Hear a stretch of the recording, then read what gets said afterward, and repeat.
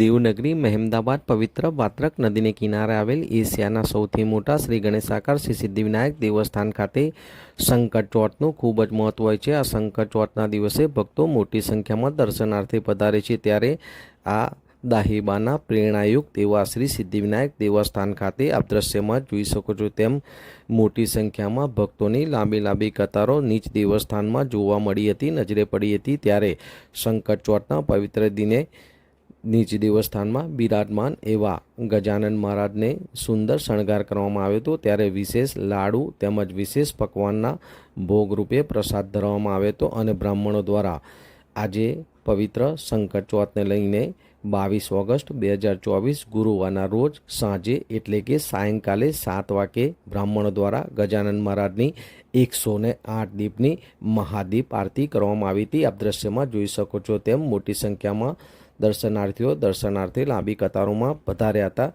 તેઓએ ગજાનન મહારાજના તેમજ નિજ દેવસ્થાનમાં બિરાજમાન વિવિધ દેવી દેવતાઓના તેમજ બ્રાહ્મણો દ્વારા જે ગજાનન મહારાજની 108 દીપની મહાદીપ આરતી ઉતારવામાં આવી હતી તેના પણ દર્શન કરી ધન્યતા અનુભવી હતી।